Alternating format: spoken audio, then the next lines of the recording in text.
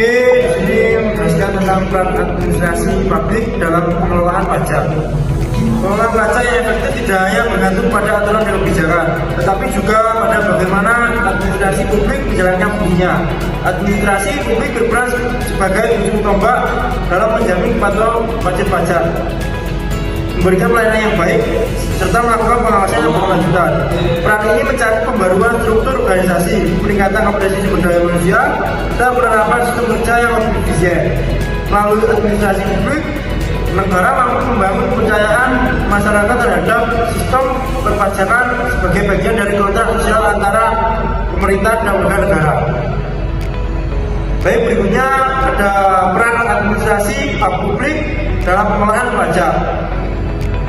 Sejak diberlakukannya reformasi perpajakan pada tahun 1983, Indonesia mengadopsi sistem self-assessment, di mana wajib pajak diberi tanggung jawab untuk menghitung, membayar, dan melaporkan pajaknya sendiri. Hal ini menjadikan peran administrasi semakin strategis karena selain memberikan kemudahan dan edukasi kepada wajib pajak, dengan pajak juga harus menjalankan pengawasan secara aktif dan profesional. Hal ini tidak hanya untuk memudahkan para pajak dalam bekerja, tetapi juga memperkuat posisi pemerintahan dan membangun kepercayaan publik ke depannya. Penguatan peran administrasi publik dalam pengelolaan pajak akan menjadi fondasi utama dalam meningkatkan penerimaan negara dan mendukung pembangunan yang berkelanjutan.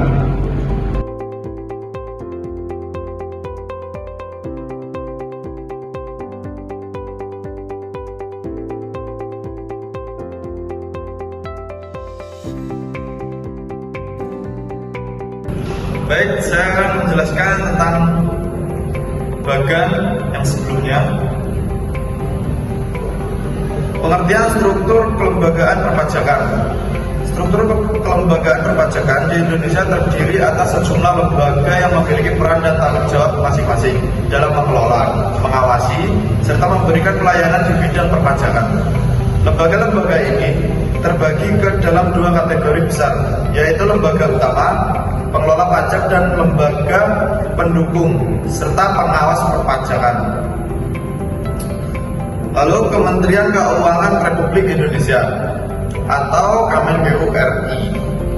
Kemenkeu RI adalah lembaga pemerintah pusat yang bertanggung jawab atas pengelolaan keuangan negara, termasuk sektor perpajakan. Di bawah Kemenkeu terdapat dua direktorat utama yang mengelola perpajakan.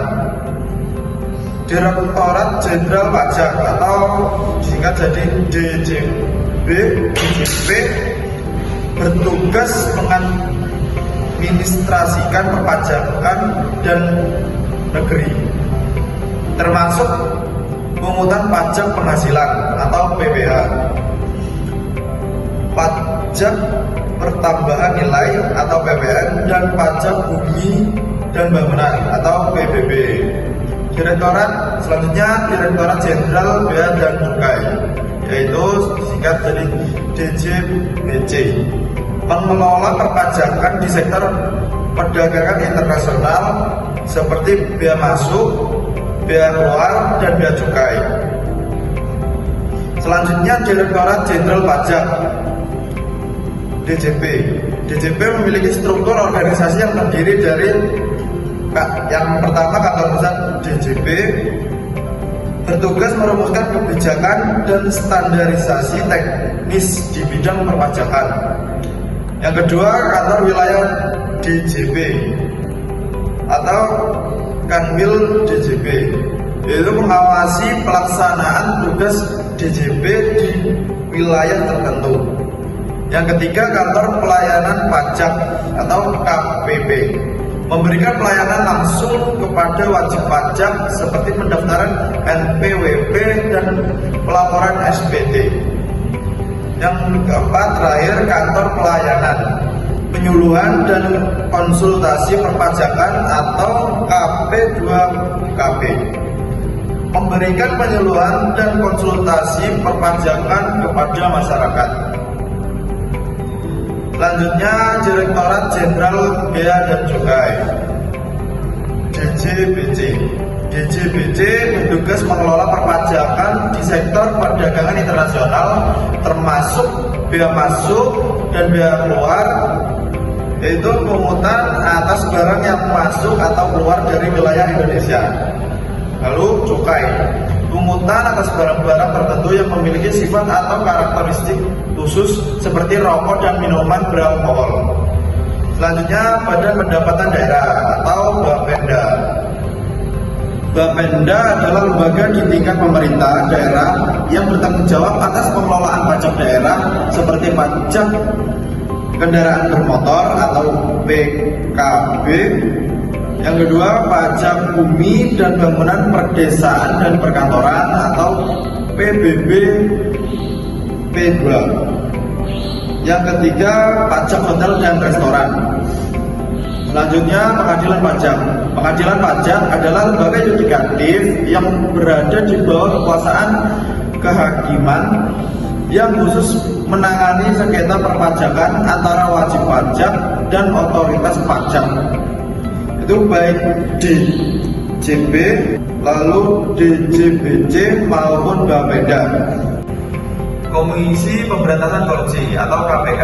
KPK bukan lembaga perpajakan secara langsung, namun berperan besar dalam menjaga integritas sistem perpajakan.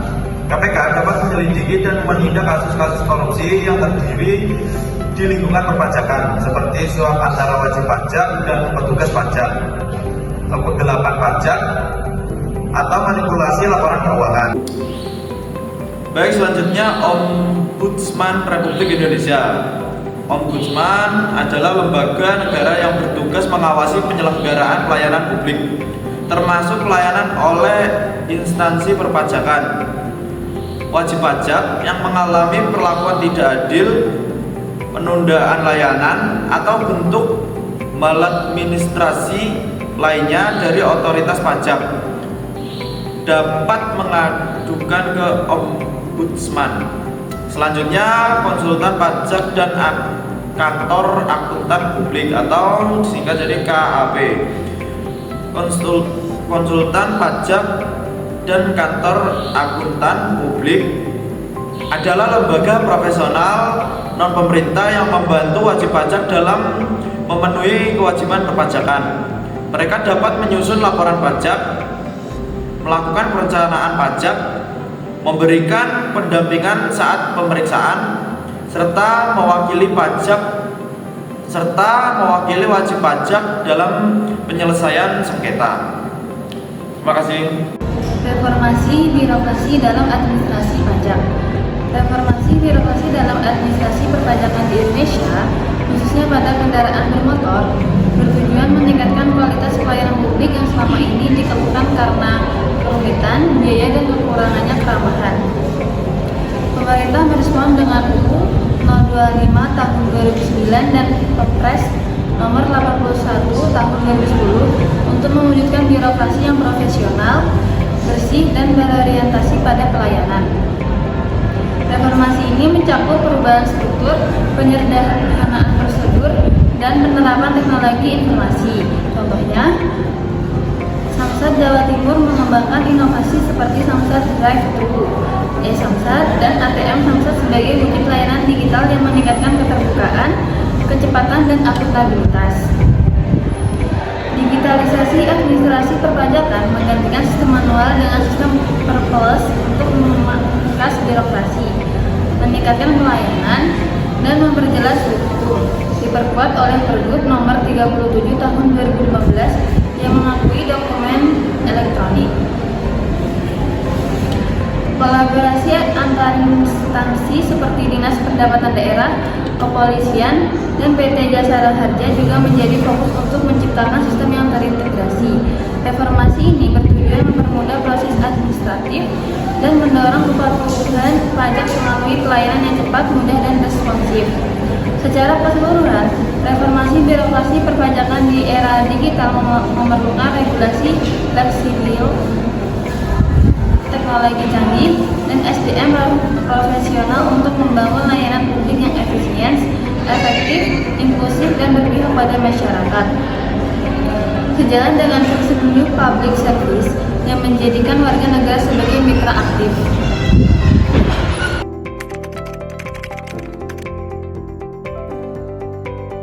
Studi kasus yang pertama adalah rendahnya kepatuhan wajib pajak UMKM di Indonesia.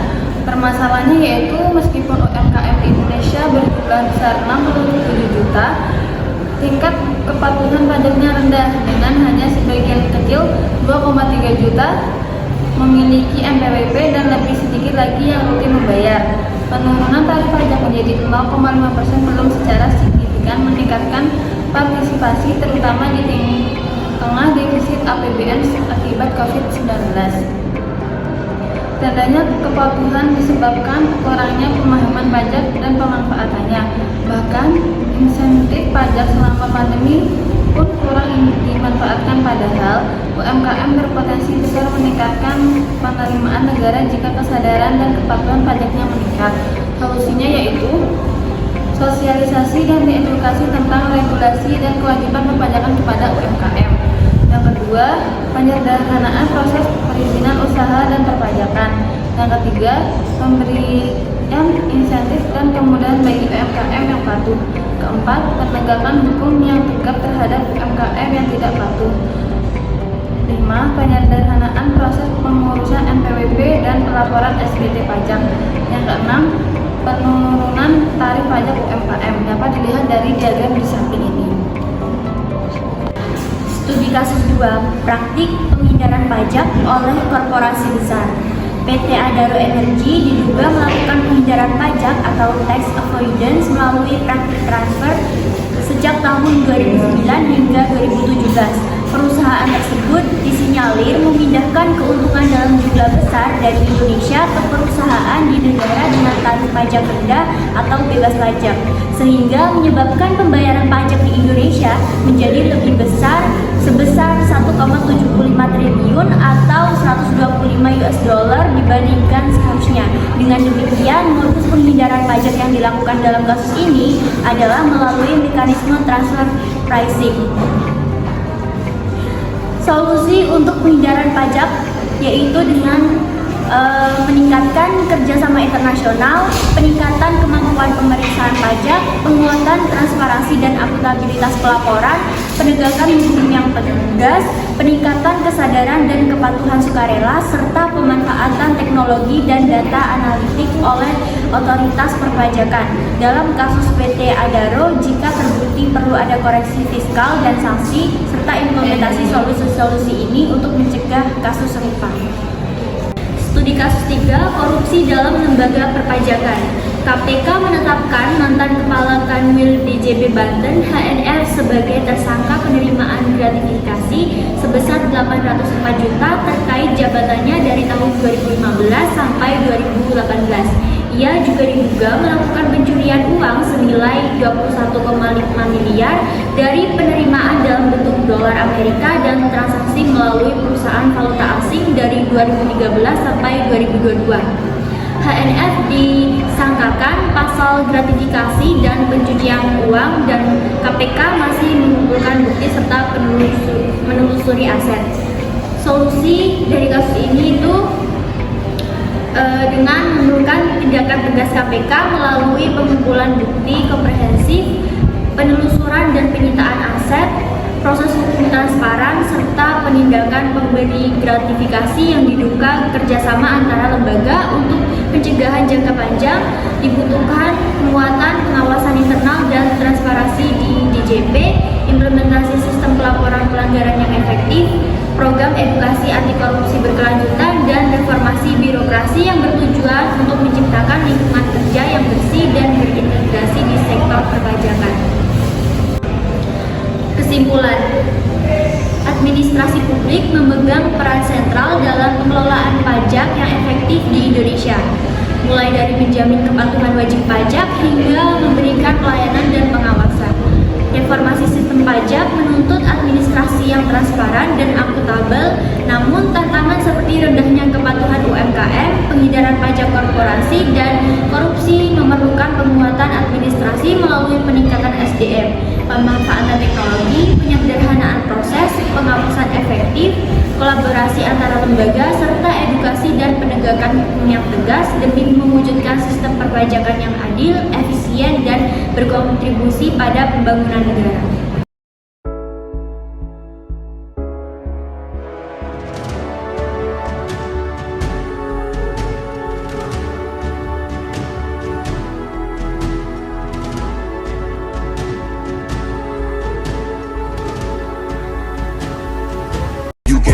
trusting no man, no man, no man, no man. I pull up just